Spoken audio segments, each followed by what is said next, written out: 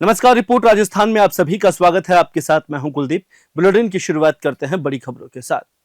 केंद्र में प्रधानमंत्री नरेंद्र मोदी के नेतृत्व में सरकार के 11 वर्ष पूरे होने के उपलक्ष्य में भारतीय जनता पार्टी आज देशव्यापी जनसंपर्क अभियान की शुरुआत कर रही है।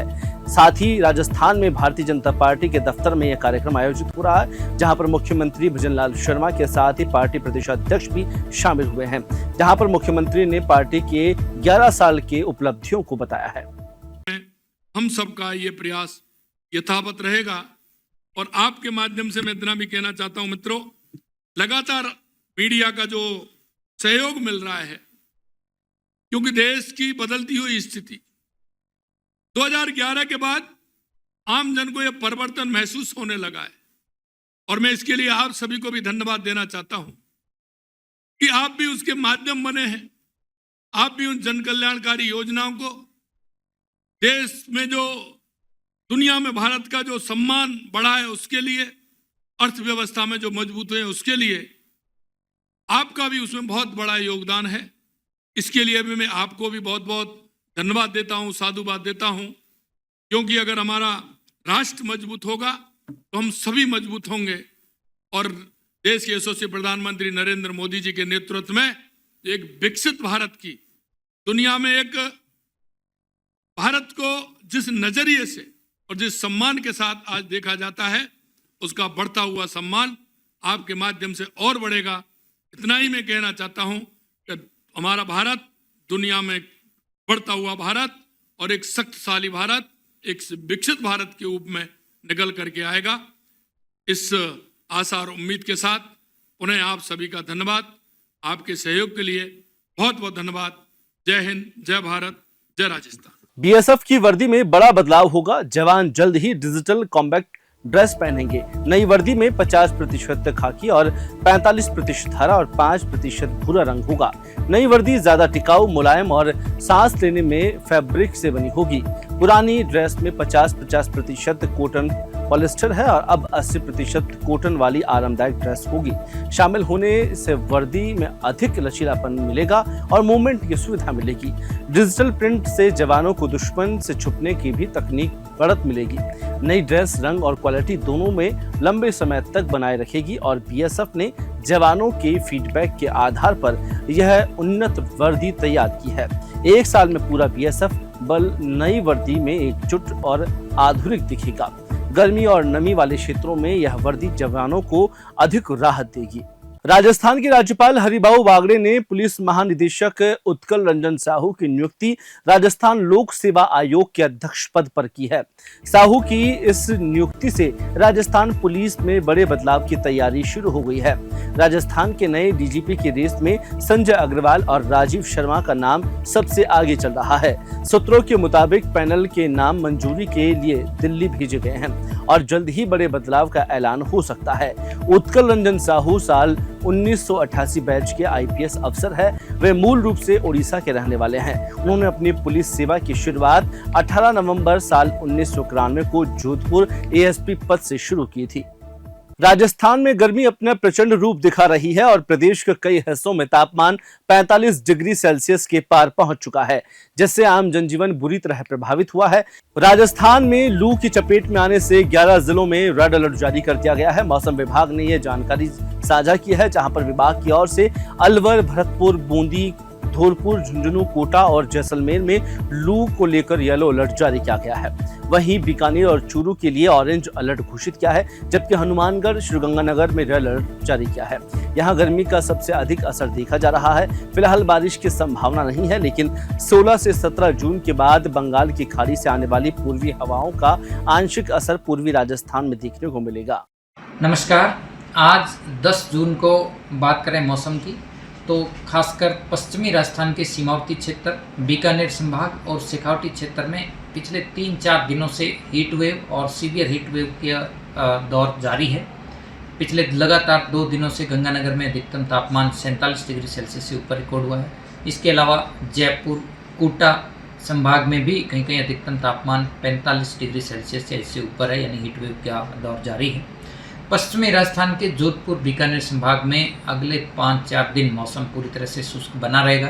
तापमान में भी फिलहाल गिरावट होने की संभावना नहीं है, यानी हीट वेव और सीवियर हीट वेव का जो दौर चल रहा है ये अगले 4 दिन पश्चिमी राजस्थान में जारी रहेगा।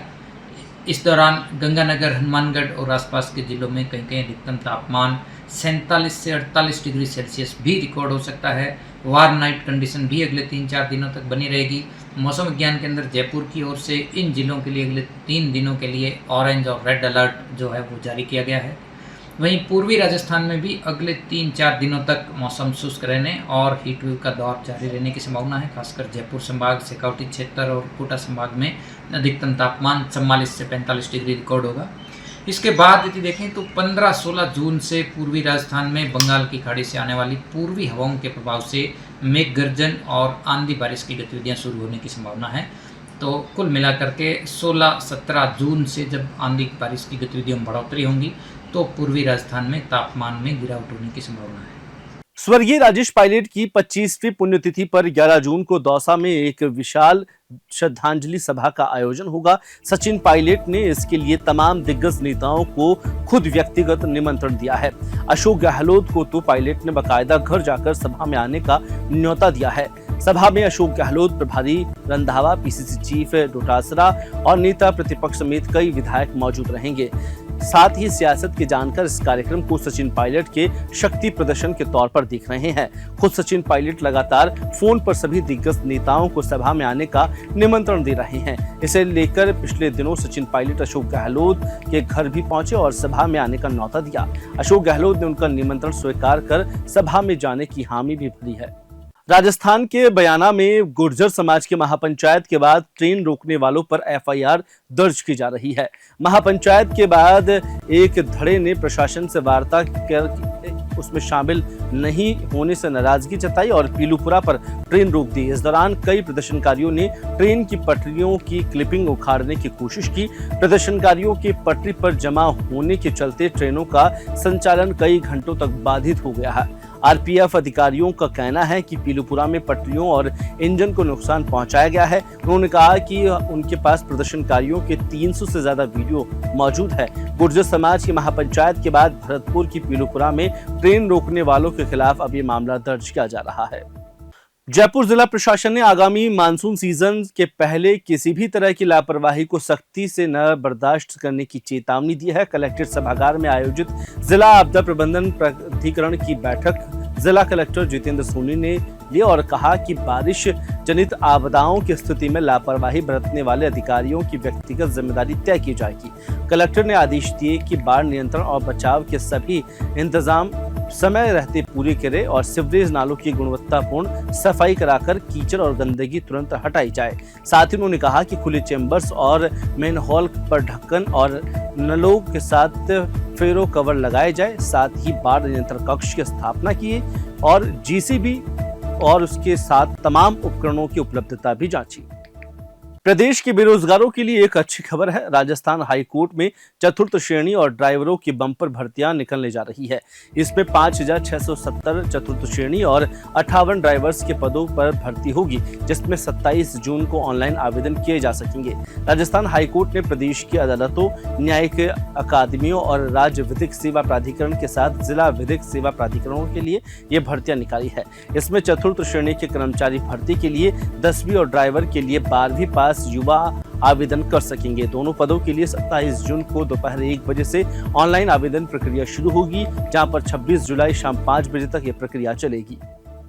राजस्थान में हमेशा ही नवाचारों का महत्व रहा है और इन्हीं सब को लेकर राजस्थान की मरुनगरी बीकानेर के लिए यूनाइटेड ग्लोबल पीस फाउंडेशन शुरू किया गया है, जिसकी लॉन्चिंग बीकानेर के लिए आज हुई। यूनाइटेड ग्लोबल पीस फाउंडेशन के अध्यक्ष देश के जाने माने होटेलियर मेघराज सिंह रॉयल ने बताया कि फाउंडेशन सर्व समाज के छात्र छात्राओं के जिनके 90% से अधिक अंक आए हैं उन्हें निःशुल्क कोचिंग उपलब्ध कराएगी। साथ ही जो छात्र छात्राओं के सहूलियत के अनुसार होगी, इसी तरह के लिए संस्था सामूहिक विवाह का भी आयोजन करेगी। इसमें उनकी तरफ से होटल और परिसर में निःशुल्क सुविधाएं उपलब्ध कराई जाएगी। मौके पर मौजूद मशहूर होटेलियर मेघराज सिंह रॉयल के साथ खास बातचीत की बीकानेर संवाददाता के सिंह ने। तो हमारे साथ मौजूद हैं मेघराज सिंह जी, बात करेंगे। इन्होंने हाल ही एक फाउंडेशन बनाया है सबसे यूनाइटेड ग्लोबल पीस फाउंडेशन, जिसके तहत तमाम तरह के कार्यक्रमों का आयोजन ये करने जा रहे हैं। इस वक्त बीकानेर में हमारे साथ हैं, बात करते हैं। सर क्या कहेंगे इस जो इस बड़ा ऑर्गेनाइजेशन, आज लॉन्चिंग कह सकते हैं बीकानेर में, वैसे तो आप लॉन्च शायद 6 महीने पहले कर चुके हैं, क्या कहेंगे? हाँ, नहीं, इसका तो मुख्य उद्देश्य यही है कि आज तारीख में समस्या क्या है और समस्या का हल क्या है। जैसे आज तारीख सबसे बड़ी समस्या है बेरोजगारी। तो बेरोजगारी के लिए हम अच्छे सजेशन जो भी प्रैक्टिकल हो वो कैसे सरकार को दे सकते हैं, जो हम कर रहे हैं काम। दूसरी जो असमानता है उसको समानता में बदलना, काबिल बच्चों के साथ काबिल बच्चे जाएंगे तो देश को अच्छे ब्यूरोक्रेट मिलेंगे उसमें देश हित के अंदर। तो एक और बात मैंने अभी समय देखने की कोशिश की कि जहाँ पर आप ये भी कोशिश कर रहे हैं कि लोगों से एक तरह से आने वाले समय में इंटर्नशिप कहते हैं कि तमाम तरह की चीज़ें हैं, वो रोज़गार भी आप ही उत्पन्न करवाने की कोशिश करेंगे, क्या कहेंगे? हम उसके लिए एक मॉडल बनाया हमने। जैसे मेरे पास 3 होटल हैं तो मैं 50 बच्चों को लूँगा जो अनपढ़ से लेकर ग्रेजुएट तक, और वो बच्चे जो पढ़ाई में ज़्यादा होशियार नहीं है, उनके अच्छे नंबर नहीं आए हों, तो उनको हम ये सजेशन देंगे भी आप 18 साल बाद में 17 साल बाद पढ़ने की जरूरत नहीं है, आप प्राइवेट पढ़ लो, आप अभी से काम सीख लो, अनुभव ले लो। तो 3 साल की अप्रेंटिस जिसके अंदर 10,000 हमारा होटल देगा, 15,000 फाउंडेशन देगा, तो 25,000 आज ही तक 25,000 किसी बगैर अनुभव आदमी को नौकरी नहीं मिलती। तो उससे क्या फ़ायदा होगा? इंडस्ट्री को बहुत बड़ा फ़ायदा लगेगा अगर ऐसा कानून लागू हो जाता है। इंडस्ट्री को इससे सस्ती लेबर कहाँ मिलेगी?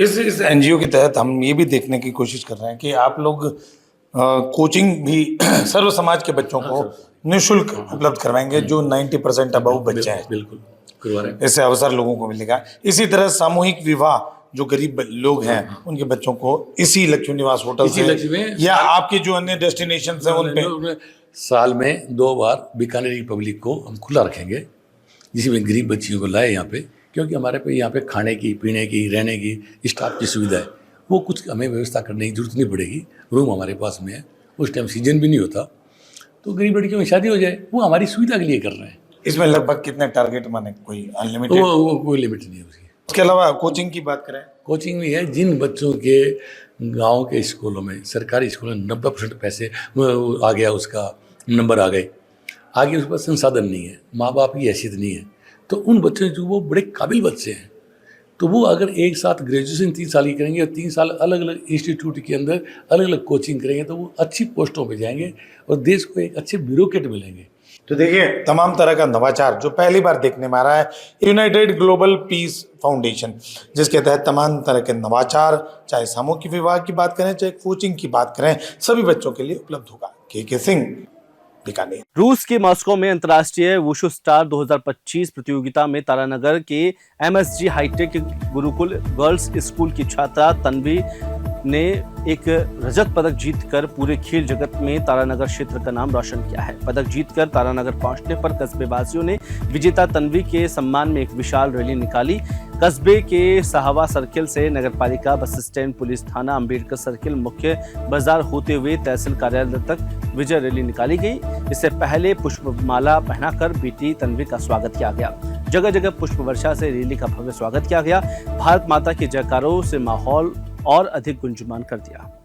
और फिलहाल इस बुलेटिन में इतना ही। मुझे दीजिए इजाजत। नमस्कार।